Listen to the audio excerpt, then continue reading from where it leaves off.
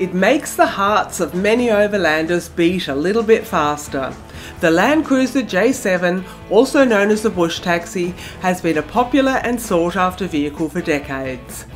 New vehicles are now only available as re-imports, with the corresponding price premiums of course. You can expect to pay around €50,000 for the basic CR J7 model, including German registration. From now on, you'll only be able to buy the new version of the vehicle with a 4-cylinder, naturally aspirated petrol engine. But this World Cruiser 4 from Tom's Fahrzeugtechnik is still cruising around with a converted 4-litre 6-cylinder turbo diesel engine.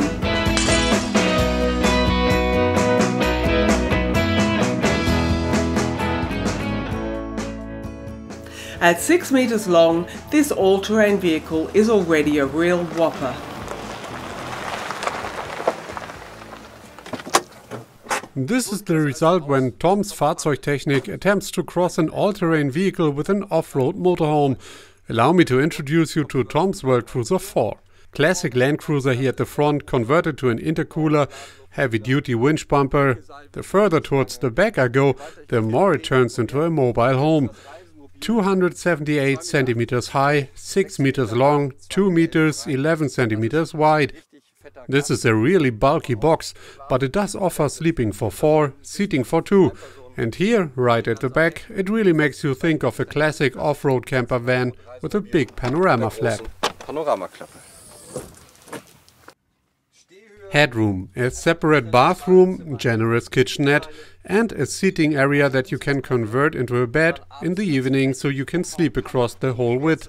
Up until now, this had only really been available in the transporter class, certainly not as an off-road vehicle.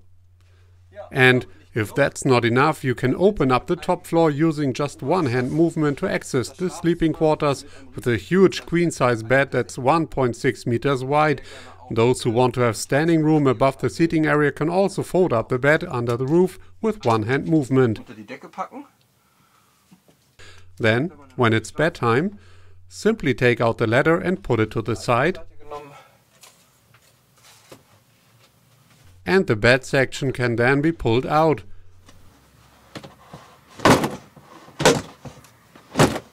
And the bedroom is ready to go. Which, at 2 meters 10 by 1 meter 68, is exceptionally spacious. The mattresses sit on cup springs. They are pretty comfortable to sleep on.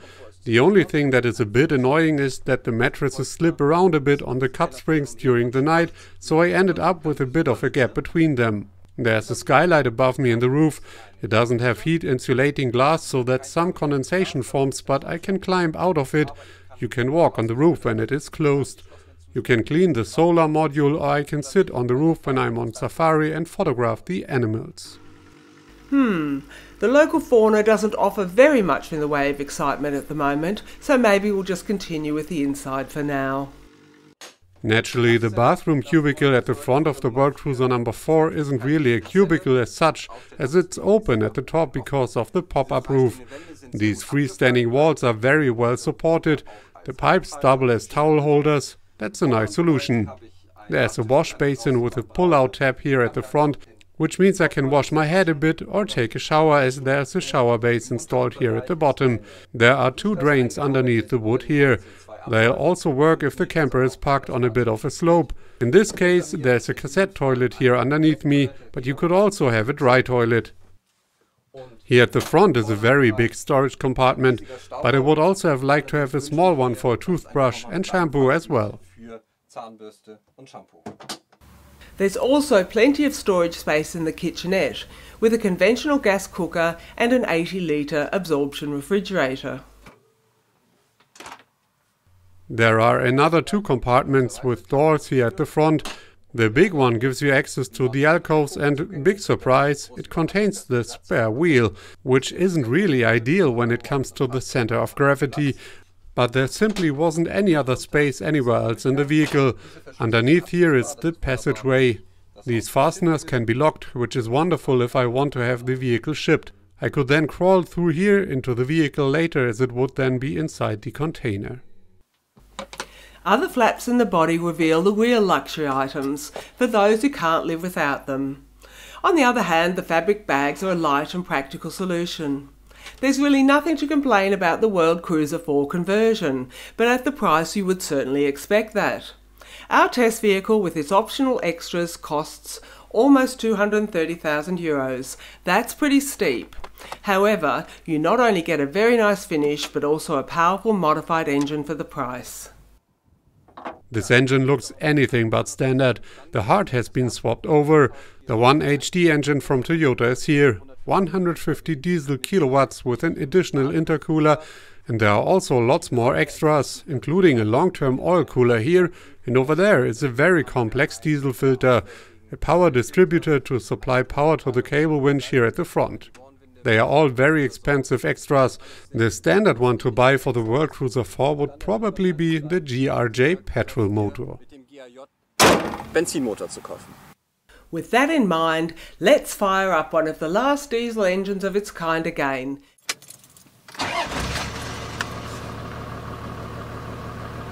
And happily drive on. A little demonstration here to show you that how you have to adapt your driving style with this vehicle. I want to drive up a small ramp. The rear angle of slope wouldn't really be able to handle it. This means I perhaps have to approach it at a slight angle. The high tip momentum means that I'll end up on 3 wheels faster than I would with a normal vehicle. I approach it here with the low ratio gears engaged. In second gear and under 5 km per hour.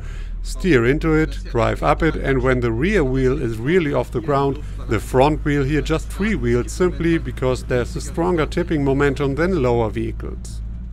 More mobile home than off-roader, more luxury than you used to. The team enters uncharted territory with the World Cruiser 4 by Tom Ramming, because they've never built a battleship like this before. Even with punchy load shifts, the Landcruiser behaves in quite a level-headed way, despite the XXL construction. Even if it does take a bit of getting used to the van's combination of top-heavy and soft chassis, comfort will play the trump card on long journeys. By the way, the seats in the World Cruiser are an optional extra and cost €1,600. Nevertheless, in comparison to the standard seats, it's worth reaching deep into your pockets.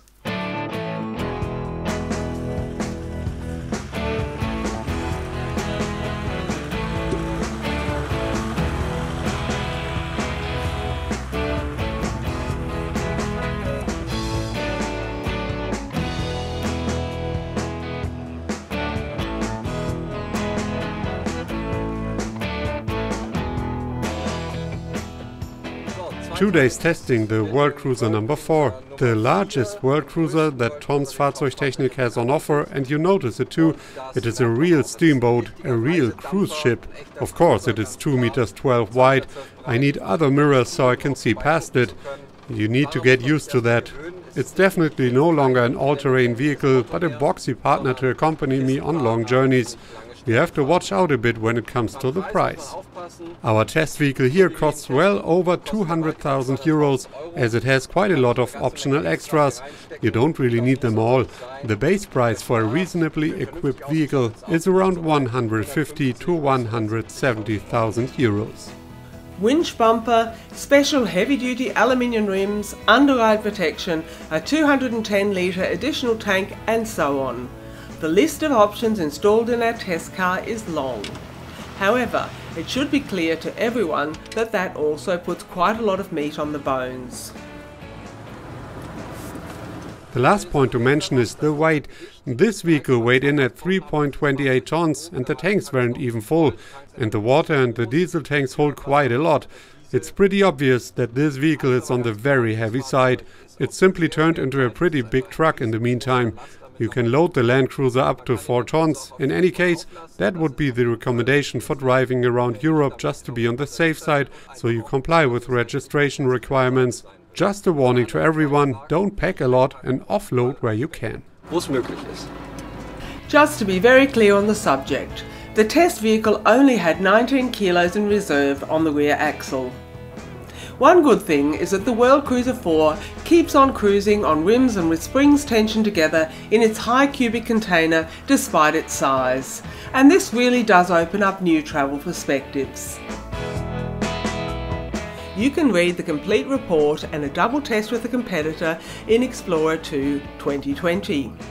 And we have something new here at YouTube. We now offer a membership that gives you even more information and more services.